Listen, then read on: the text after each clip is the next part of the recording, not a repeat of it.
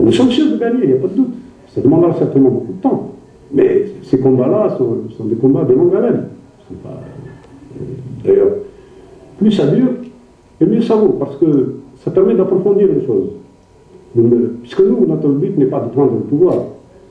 Hein? Notre but, c'est de tourner le dos à toute forme de pouvoir. Notre but, c'est de nous adresser au peuple pour qu'il se retrouve lui-même et qu'il exerce lui-même tous les jours son propre pouvoir. Et il le peut. Ça paraît utopique, mais je reviens à la phrase de Lénine quand il disait une femme de ménage devrait pouvoir s'occuper des affaires de l'État. Ben, effectivement, c'est ça. Il faut arriver à une prise de conscience des gens tels qu'ils puissent s'occuper de leurs propres affaires sans avoir besoin de les déléguer ni au maire, ni au conseiller général, ni aux députés. Puisqu'après tout, les choses ne sont pas sorcières. Là, il faut apprendre. Il faut prendre ses responsabilités. Je crois que maintenant, en Algérie, les choses sont en train de se faire. Elles sont parties pour se faire. Et nous savons que nous ne sommes pas seuls. Et nous savons aussi que dans l'immigration, nous avons des forces très importantes qui sont au travail. Et alors là, je crois que justement, tout le mal qui a pu être fait au nom du peuple français pendant la période coloniale, tout ça, ça peut être effacé aujourd'hui par une mise en commun des efforts pour retrouver la véritable identité de l'Algérie. À ce moment-là, je crois que les Français peuvent aider à la libération réelle de l'Algérie, maintenant sur le plan culturel, en nous aidant à retrouver notre histoire. Et je crois que c'est lié, parce qu'on finira par comprendre que tous les peuples sont frères, mais c'est des frères orphelins. Il faut qu'ils se retrouvent. Voilà.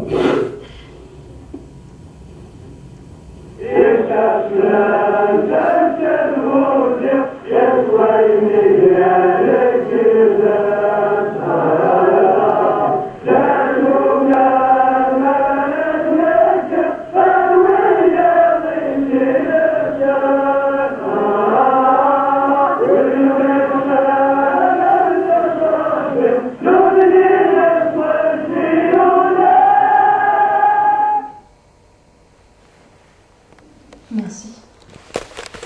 Je conclurai cet exposé, ébauche des figures de résistance dans la constellation Gatti sur un positionnement des hommes et des images. Le corpus des films documents de la constellation Gatti, seulement effleuré aujourd'hui, forme un ensemble, un réseau d'images qui prend position au sens où l'entend Georges Didier Huberman, soit lorsque l'acte d'image rime véritablement avec une activité critique et le travail de la pensée. Cette œuvre filmique militante incarne une volonté de résistance au réel. Deux autres figures gattiennes auraient pu être abordées aujourd'hui. Je pense particulièrement à celle de Roger Rouxel, auquel Armand Gatti consacra un film en 1979 intitulé La première lettre, Roger Rouxel. Dans ce film, Armand Gatti s'arrête sur un personnage réel, historique du maquis, qui avait le même âge que lui lors de sa fusillade sur le mont Valérien en 1944, après avoir été torturé sans jamais parler.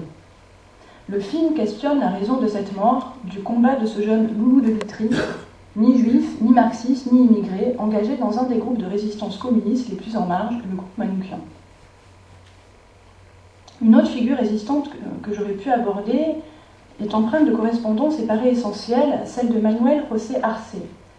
Armand Gatti rencontre Manuel José Arce lorsque, tout jeune journaliste, il est envoyé pour un grand reportage au Guatemala. Il assiste alors à un coup d'État dont il rencontre dans la presse, mais également dans deux œuvres sur la dictature, le Quetzal et le Crapaud Buffle. Le film documentaire datant de 1985, Le correspondant de guerre, retrace l'histoire de Manuel José Arce, cet aristocrate créole, brillant journaliste de la presse guatémaltèque, systématiquement reconnu par les jurys littéraires, rédacteur de journal, auteur d'épigrammes érotiques, qui, suite à l'attentat contre Manuel Colón Argueta, grand lettré et symbole populaire du Guatemala, devint non seulement le porte-parole de tout un peuple, mais le poète de son génocide.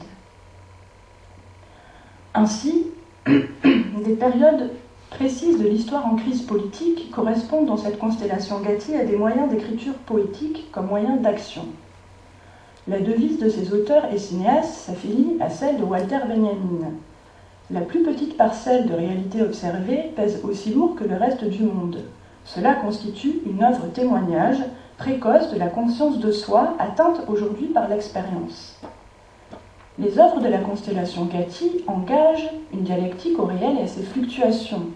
Adorno affirmait « L'histoire ne fait rien, elle ne possède pas de richesses immenses, elle ne mène pas de combat. C'est au contraire l'homme réel, vivant, qui fait tout cela, qui possède et combat. Ce n'est pas l'histoire qui va utiliser les hommes comme moyen pour parvenir à ses fins. Au contraire, elle n'est rien d'autre que l'activité de l'homme à la poursuite de ses fins. » Pour répondre en quelque sorte à l'interrogation suscitée par l'historien François Marcot cité en introduction de cet exposé et formuler l'estime de notre enrichissante rencontre avec la parole errante et son travail de résistance au réel, j'offrirai le mot de la fin à Manuel José Arce, figure du film Le correspondant de guerre, qui énonça en 1980 « Il y a deux sortes de matière grise, le plomb et le cerveau. Ceux qui refusent le second utilisent le premier, mais c'est une bataille perdue. Le cerveau est coupable d'avoir sorti l'humanité de la zoologie, de marcher jusqu'aux étoiles, d'aimer la justice, de chercher infatigablement le bonheur de tous. Personne ne peut interdire la pensée, l'intelligence ne meurt pas. » Merci.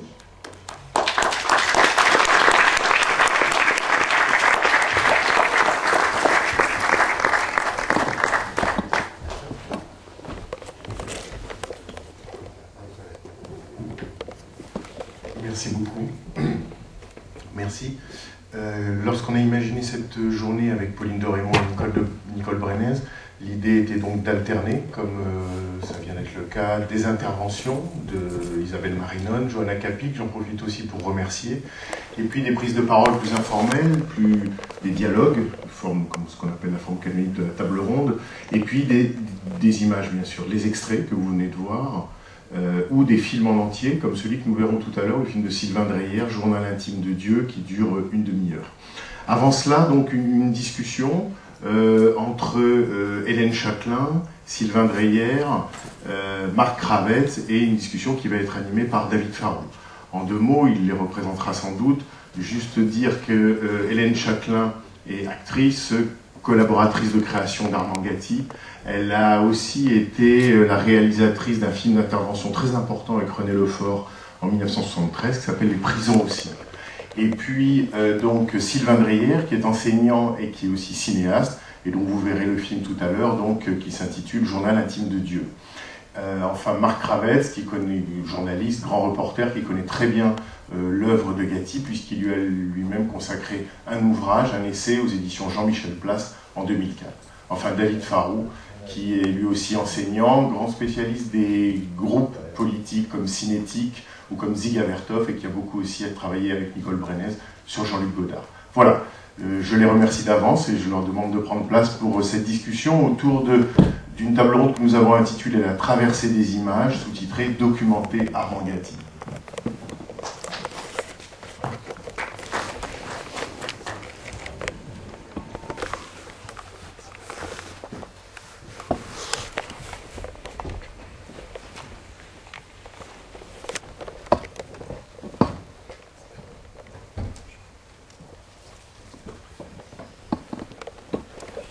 Alors je ne vais pas m'aventurer à présenter chaque intervenant parce que ce serait, on pourrait y passer au moins l'heure tant il y aurait à dire. Je crois que l'idée, le projet de cette table ronde, c'était de poser la question documenter Gatti Alors, j'ai envie de vous adresser à tous deux questions. Je vais prendre le temps, si vous voulez bien, de vous les exposer et ensuite je vous inviterai à, si vous les agréez, à proposer vos réponses. Isabelle Marinon a très bien rappelé, je trouve, tout à l'heure, une des préoccupations qui tient, je ne saurais pas dire l'ensemble de l'œuvre de Gatti, parce qu'elle est tellement gigantesque que j'en ai pas une connaissance exhaustive, mais en tout cas, ça traverse vraiment beaucoup des pièces, des films. C'est cette idée de changer le passé, c'est-à-dire d'offrir dans le présent et dans les luttes du présent le moyen de renverser les défaites et les défaites des luttes révolutionnaires, des luttes résistantes du passé.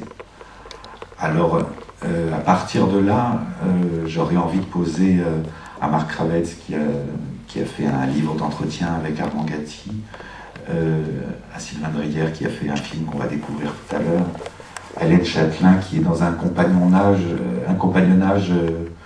de, je ne sais pas comment dire, de travail d'amour et de lutte avec Armand Gatti. J'ai envie de vous demander d'abord comment c'est possible de documenter l'œuvre de quelqu'un qui veut sans cesse changer le passé. Et peut-être qu'il faut faire le détour aussi de se poser la question pourquoi documenter cette œuvre.